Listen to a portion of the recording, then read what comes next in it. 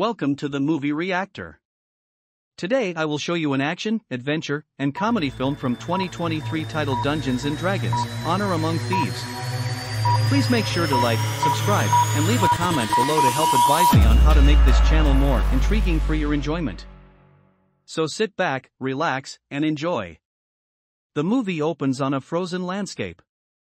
An orc-like creature is transported to a prison by a carriage.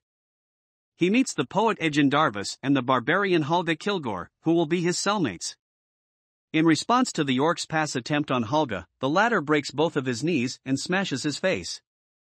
Ejin and Holga are presented to the Absolution Council the following day to present their case for an appeal for their pardon. To explain why he and Holga are there, Ejin first gives the council his backstory. He once belonged to the Harpers faction, a team of spies that battled evil. Kira was Ejin's daughter from his marriage to Zia. Ejin became a widower parent and abandoned the Harpers after a group of red wizards raided his house and killed Zia. He came across Holga, who had been exiled from her tribe for falling in love with an outsider, while he tried to support himself and Kira. Even though I attempt to live honestly, Ejin and Holga turned to theft, and Holga took on the role of Kira's surrogate parent. Later, to steal from others, Ejin and Holga joined up with the inexperienced magicians Simon Omer and the renegade Forge Fitzwilliam. They ran into a wizard named Safina, and everything changed. She asked their assistance to plunder the wealthy Harper fortress Corinne's keep. Ejin first resisted, but Forge persuaded him when he revealed that the keep houses the Tablet of Reawakening, which Ejin knew he might use to resurrect Zia. When Safina's actual motives were made clear, the scheme went awry and she employed a time-freezing spell to confine Ejin and Holga. Forge was given the tablet by Ejin, who also asked him to take care of Kira. Simon also managed to escape. While he waits for a councilman by the name of Jarnathan to arrive, Ejin completes the narrative. When he does, Ejin and Holga employ Jarnathan, a bird-like creature, to fly out the window despite the council having granted them a pardon. Now that they are free, the two thieves decide to move Forge so that Ejin can get the tablet back and retrieve Kira. They visit a pub where they see a flyer stating that Forge is now the Lord of Neverwinter. The two individuals journey to Neverwinter, which is getting ready for the yearly High Sun Games. When they see Kira again, she is happier to see Holga, who nicknamed her Bug, than she is to see her own father since she believes Ejin abandoned her for his own selfish reasons. They all meet with Forge, who became the Lord of Neverwinter by using the treasures taken from Corinne's keep. Forge also admits that Safina is his advisor and that she is working with him. Ejin then finds out that Forge has been telling Kira that his arrest was not caused by the Tablet of Reawakening but rather for stealing valuables. He and Holga are caught by Safina's sorcery when they try to capture Forge. He has his guards kidnap the two and plan to execute them. To enable another escape for herself and Ejin, Holga beats off the guards. To get Kira out of Forge's castle, they determine they must arrange a heist, but they require a team. Various lords from various kingdoms will gather their wealth in Forge's vault, where the tablet lies, in preparation for the High Sun Games, and they can use the wealth to fund their team. Ejin and Holga search for Simon, who is entertaining people with magic tricks. He casts a magic to steal the audience's gold and trinkets while using the tricks as a distraction. Simon is being pursued by the group, so he tries to flee by using the spells he is familiar with. He almost dies before meeting Ejin and Holga though. Although he supports the two's plan to destroy Forge, he points out that the location will be well watched. Simon then shares with them a person he knows who can assist. The three seek out Doric, a young druid Simon had attempted to court but was rejected by. They see a young woman being prepared for execution by having her limbs severed by a horse, but the horse turns out to be Doric. Before setting the woman free, she changes into her owlbear form and knocks the bad guys around. The group then approaches Doric, who has never trusted anyone because her own family forsook her because she was a tiefling. She cites her own justification for wanting to overthrow Forge. She wants to fight for the other druids because Forge had her people imprisoned or slaughtered for opposing his authority.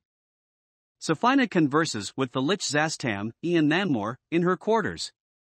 He gives her the responsibility for their ultimate strategy, which Safina intends to utilize to forge their success. Safina later attends Forge's conference with other lords to discuss preparations for the High Sun Games, but while there, she notices Doric, who has changed into a fly to observe Forge's gathering.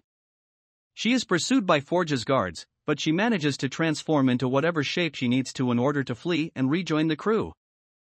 Doric informs them that the arcane seal of Morton Canaan, which Simon does not believe he is strong enough to break through, is guarding Forge's vault.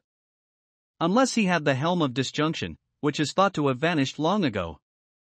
However, Holga asserts that she is aware of the whereabouts of the helmet because her ancestors battled the cult of the dragon and may thus be aware of its whereabouts. The only issue is that they are all gone. To allow Holga to gather some necessary belongings, the gang makes a stop at the residence of her ex-husband Marlamin. Marlamin wishes Holga well despite the fact that he has moved on to another barbarian woman. When the team arrives, they find a graveyard filled with the remains of long-ago battles in the Evermoors. The bodies can only continue to function using Simon's magic for up to 5 questions. Since several of the warriors passed the helmet of disjunction onto one another before dying, they must search among numerous corpses to locate it. The final body they encounter informs them that the helmet was given to Zenk Yendar, of the Yen, where the Red Wizards originate, who vow to keep it secure.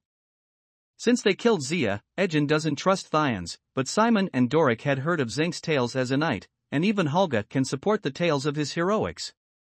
When Zenk saves a young tiger from being consumed by a sea creature, the team arrives to see some of his bravery. They meet with him afterwards to request his assistance in overthrowing Forge. He invites them together to reveal the background of the Red Wizards. Zastam intended to enslave the local population in order to create an army of the undead. Zenk muses over what Forge would stand to gain from collaborating with the Red Wizards. Zenk will only join the group if Ejin agrees to share Forge's wealth with Neverwinter's populace.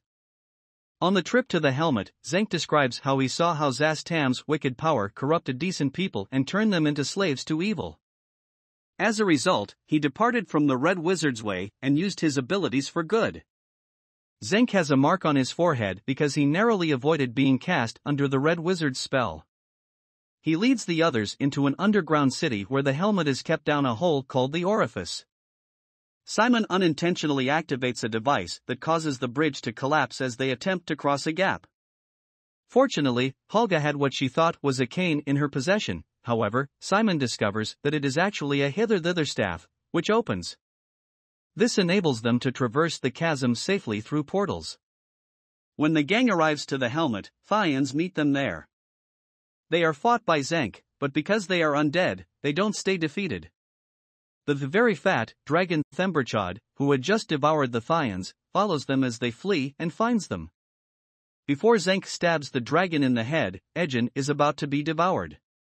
Sadly, it survives and encloses the heroes in a cavern that starts to fill with water. Before Simon casts a spell to blast a breach in the cavern and allow them to swim to the surface, Ejin devises a scheme for Holga to provoke Themberchaud. Zenk arrives at the shore and waves the others off as he heads back home. When Simon makes an attempt to control the helmet, he encounters Elminster Omer, an ancestor who has reservations about Simon's talents and forbids him from attuning with the helmet. Simon tries for hours, but he is consistently turned down. Simon and Doric are considering quitting the team since morale is low, but Ejin tries his best to lift their spirits. But he confesses to them that he stole gold from the Red Wizards, which is why they pursued him, and that's why Zia died. The group devises a new strategy to open Forge's vault using the staff with Holga's help. When the High Sun Games begin, a carriage carrying the treasures of Forge enters Neverwinter, and the crew uses a portrait to open one portal. Even though they are able to enter covertly, the portrait falling to the ground face down blocks the portal's entry. Ejin improvises to encourage them to continue. To divert the guards, Simon briefly gives the impression that Ejin is playing a tune, but when Simon gets his foot stuck, everything starts to go awry. Once inside, Simon makes another attempt to attune with the helmet while Holga battles more guards. Elminster confronts him once more and makes an effort to reject him, but Simon hits him, allowing him to tune into the helmet. He assists in fighting the guards by using his newly discovered magic skills. The crew discovers the vault, but it is empty, leading Simon and Holga to conclude that Forge has relocated his wealth elsewhere. They are taken down and caught, along with Doric. Safina poses as Kira to fool regé-jean. Forge intends to put them all up when he gets there, but regé-jean recommends that he let them compete in the games instead. Safina agrees, but with the caveat that they might perish there. Doric tells the squad that she saw the guards moving the treasures to a boat when they are put out in the Colosseum, indicating that Forge is merely attempting to take treasure from the other competitors in the games. The competition begins with the team battling it out with other teams while navigating a dangerous maze full of animals and traps, including the notorious gelatinous cube. Doric devises a strategy that would enable her and her pals to teleport out of that place while the other players are not as fortunate. The boat containing Forge's wealth and the money he stole is on the pier when the heroes arrive. As he tries to convince Kira that regé-jean will flee once more, he brings Kira, but as regé-jean explains himself, Forge reveals his actual personality by placing a knife to Kira's throat, allowing the heroes to retreat from the riches. He lets Kira go after Holga tosses a potato in his face. She jumps aboard the boat with her father and his friends to steal the treasure, and Simon casts a spell to send a wave of water at Forge. Kira pardons regé-jean as they come together again. The heroes see a dark cloud developing in the sky as Safina begins to execute her plan to use the yin horn, the one that regé-jean and Holga were apprehended for stealing, to enslave every participant in the games as part of the Red Wizard army as they are sailing sail. To stop Safina, the group travels back to Neverwinter. Simon uses the staff to create a portal from the boat to the hot air balloon while she is still successful in obtaining the Neverwinter council members. This causes all of the treasure from the boat to flood out into the streets and causes everyone to flee the Colosseum, defeating her plan. The Red Wizard captures the heroes and engages them in combat while summoning a large stone dragon to do so. Before Safina appears to stop them using the same time-freezing spell she previously used against them, the team attacks her while she utilizes various traps and tricks. When it turns out Kira used a medallion to make herself invisible so they could put a magic-suppressing cuff on her as Simon countered her spell, she gloats over her success before realizing she was the one fooled. Doric transforms into her owlbear form and throws Safina into a crumbling wall, where she is eventually crushed. In the midst of the team's victory celebration, they discover that Holga was fatally wounded during the battle and passes away. Regé-jean decides to utilize the Tablet of Reawakening to resurrect Holga after realizing that she was the closest thing Kira had to a mother when she was a child after witnessing Kira weeping over her. The group joins the locals in their celebration of the game's conclusion and the creation of a new family. Forge tries to flee in the meantime but is apprehended by Zank. As soon as Safina is gone, Lord Neverember awakens once more, and he rewards the heroes with medals for rescuing Neverwinter. Forge is incarcerated and tries to petition for his release by outlining his own terrible past, but the council is unimpressed. He locates Jarnathan and makes another attempt to fly away, but the council moved the conference to a space devoid of windows, so Forge simply crashes into a wall. Please consider subscribing. If you enjoyed the content, then please hit the like button as it helps the channel and is greatly appreciated. Also, if you know anyone who would enjoy watching this content, then please share and help this community grow. Thanks for watching.